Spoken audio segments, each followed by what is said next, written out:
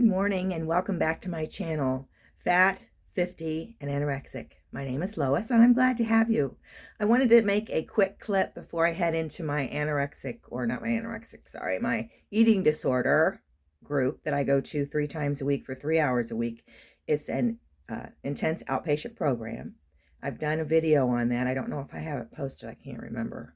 But I wanted to let you guys know that I'm in my last week and I've been referred to residential, so we're going to look at the paperwork for that. I guess they think I'm a good candidate for a scholarship, so I may get the trip paid for. That would be so exciting because I've never gotten an opportunity to do this and take it that one step further, where you're in-house, you've got all kinds of support staff, and they can help you get through the tough times.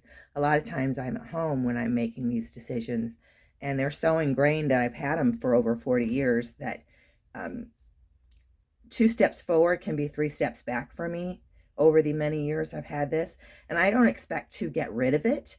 I expect to get control of it, not it control of me. That's the funny thing about an eating disorder. Most of them start, especially my type, which is the anorexia nervosa withholding, or restrictive type. I restrict food on myself. That means I don't eat much at all. And so why am I not skin and bone, you wonder? I wondered the same thing, because through the years, anytime I ate the way I've been eating, my hair, the way I've been eating the last several years, it's menopause. I've gained weight over menopause, and I found out that yesterday when I saw my psychiatrist that one of my pills makes you gain weight.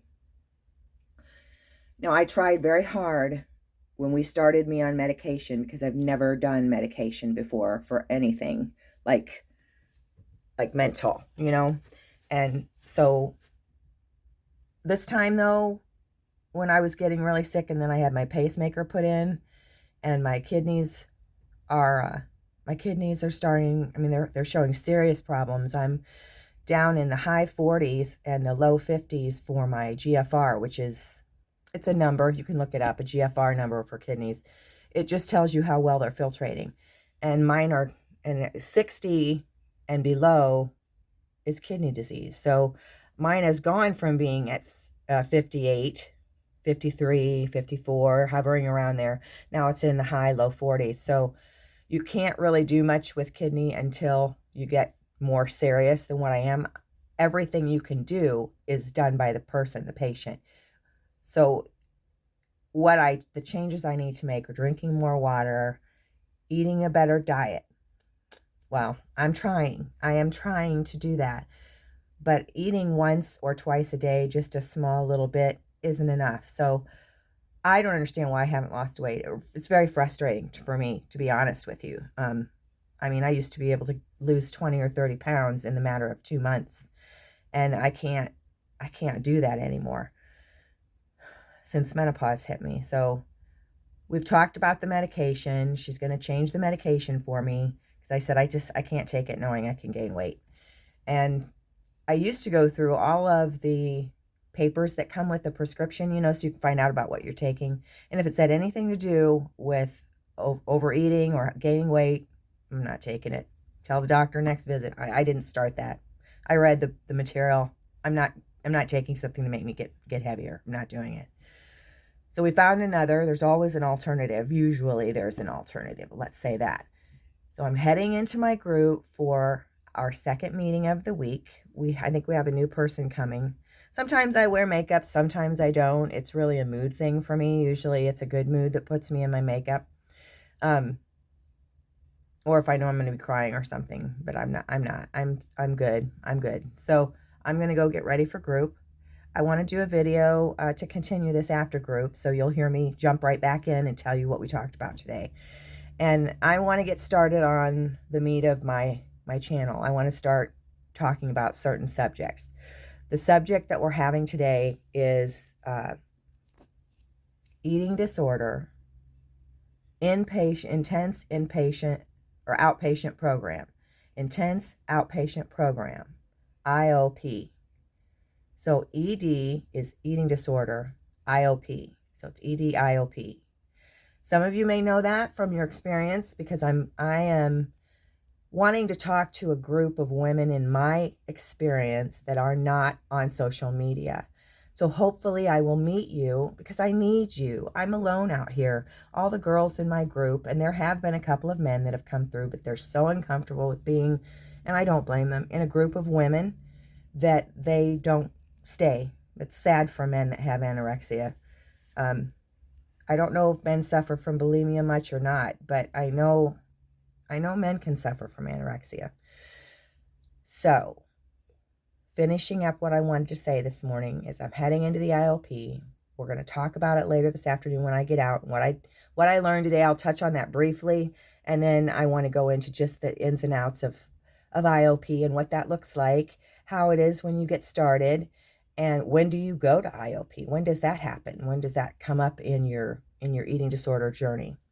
So I don't plan on making more than a 15 or 20 minute video, and it'll go on the back of this. So I'm looking forward to talking to you more later.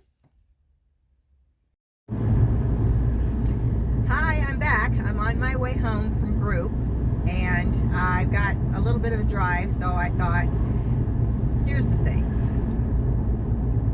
My husband doesn't like the idea of me doing these videos, and I'm doing them as a vlog for myself. I'm not expecting to catch a bunch of people's attention, because I'm over 50 and I'm talking about having anorexia for the last 45 years. And since I'm in treatment right now, I'm actively in treatment, I wanted to share with other people like me, my age, who've had it all their life, or maybe they developed it as a senior, I don't know. But the point is I want to talk about the day in, day out stuff that we go through. Group is something that is important because it's me trying to make myself better, and as I've said in other videos, and I'm going to say it in this one, I'm not going to be posting pictures of me when I have been at my thinnest. I'm not ever going to do that. If I get real thin, I don't even think I'll be on the camera. I'll do other things and speak behind it. But right now that's not the case, and my insides are a mess, and that's why I'm back in therapy, because even though I'm not close to being emaciated right now, or I'm not super thin, my insides don't work, and it's all directly related to the many years of me having an eating disorder, like the pacemaker that I got a year and a half ago. I was 56 when I got my pacemaker, and that's young for on the average. There's always exceptions, and I'm not here to talk about all the exceptions. I'm talking about me, and I'm talking about being 56, and it's not an average age for getting a pacemaker. The pacemaker was because my heart was dropping so low. It was dropping below 40, and I was collapsing. I could have died from it. They did an emergency procedure on me. So that and other things, my kidneys, my liver, my liver numbers are way too high. My kidneys are way too low. The numbers are way too low. And the only thing I can do at this point with either of those organs is nutrition. Nutrition is hard for me because I don't like to eat. That's why I have anorexia, because I don't like to eat food. So I'm not a normal person that enjoys food. I can enjoy the taste of food in a moment, but in the next moment there's guilt, there's all kinds of other feelings that come with it, and you know that if you have an eating disorder. So group was really good today. We were talking about our values, that the focus for this week was on your values and how you feel when you don't live your life according to your values. So for me, the sun's not right in my face. For me, my values are, oh, I forgot I had a bread in. Shoot. I'm going to take these off. Anyway, for me, my values, we had to whittle them down. We had a whole bunch of values each of us got. We had to whittle them down to 10 each, or 10. Just 10 main values out of all those values. Then we had to take 2 away, and then again 2 more away, and you're left with 6. And that's really hard to do when you want all of the values that you believe are important to you, and you have to eliminate a couple. It makes you really think, what do I really have to have? And then, am I living according to these values that I have? So one of the things that I am not doing that is has been bothering me, was very obvious in the exercise for me, is, for one, socializing. I don't socialize. I don't ever go anywhere with anybody but my husband. That's gotten pretty bad in my mental illness, that I've gotten so reclusive. And I don't mean for a few months. I mean, this has been like the 3rd or 4th year that I've been like this. That's why getting into treatment a year and a half ago was a necessity, because when I got my pacemaker, they had a hard come to Jesus meeting with me. And that's when I got involved in the psychiatric side, because unfortunately I've got to handle my mind, and I hate that. I hate saying I have a mental illness. I hate that, but it's the truth, and I've had it for many, many years. I understand where it came from. That's a different video. But so values, what are your values? It might be something to help prompt you to think what all your values might be. If you can write a list of them out, and then start trying to eliminate and get yourself down to 6 values, and see how hard that is for you as an exercise. And values are things like, for those of you that are asking, well, what do you mean exactly a value? For example, one of mine is faith. Faith. I have a very strong faith. I believe in God. I believe in Jesus, and I am a Christian. I try and live my life according to the values and responsibilities of being a Christian that I was raised with, which is another video. I don't even think I'll do a religious video. I mean, what's the point? I gotta put these back on. The sun is just making my eyes water. So, with that being said, I need to start going to church. And coincidentally, one of the girls in my church, or in my eating disorder group, lives in New Haven and goes to a church in New Haven that I know. New Haven's a little town near where I live. So it won't be because I'm so far out in the country. I'm way out in the country, and people call it out in the boondocks, so that's how far out in the country I am. But we are off of this major highway, so it does make getting around a little easier than if we were off the beaten path. At least we're on the beaten path out in the middle of nowhere. So, that being said, back to my values. My values as a Christian, going to church is one of them. I believe, and the Bible teaches us, that going to church is important because of the social aspect and the community sense that you get with other Christians, and that you help each other. It's a community, and I found that to be true whenever I've been involved in a church and go regularly and know the other parishioners and so forth. So that's something I'm committed to. I'm going to start it next week. You've heard it from me. I'm going to try and report on going to church and how that went for me emotionally, because you may identify with this. When I was younger and I went to church and I was a single mother, I had a baby on my own. Immediately that became the focus, was that I was an unwed mother, and how might I poison the good young men in their church. And so I never would stay with the church, because that would always, somebody would want to go out with me, or something would happen like that. And then the other people in the adult group, for 30 somethings at church, or 40 somethings, oh no, she's gonna taint one of our beloved straight sweet Christian men, and all of that. Anyway, so that's the kind of stuff that chased me away from being at church when I was younger. And then when I did have husbands to go to church with, they didn't want to go. So I've lost track of going to church, but it's something that's important to me, and it's something I want to bring back into my life. So I'm going to do that. I'm going to do that this week.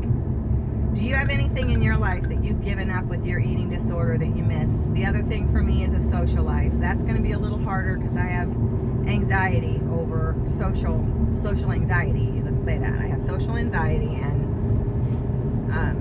I've had a few really bad bullying situations, even as an adult, in offices, and I had a really bad time in high school with physical, attacks and things from bullies. So I had to switch schools. It was terrible. And so going through that in an office a few different times over the last 30 years I've been working, and especially in the last 5 years before I quit. I quit working 5 years ago because of what happened to me in a boardroom, and I just couldn't believe it. So I have some things I have to get past, but one of them is going to be going to church, and maybe I'll be comfortable making friends there. I hope so, because I need some friends, not because I need things done for me, but because I need companionship outside of my husband. My husband can't, our spouses can't be all of how we do our lives. They just can't be the only person we talk to, the only person we go anywhere with.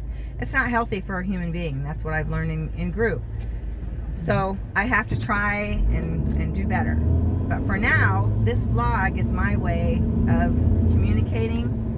It's having me say things out loud that I need to say, like having an eating disorder out loud, having anorexia out loud. It's embarrassing because I'm not super thin right now, and everybody expects you to be super thin when you have anorexia. Well, it comes and it goes, the thinness. And I'm only interested in people watching me that are in the same position I'm in. I don't care about all the other people.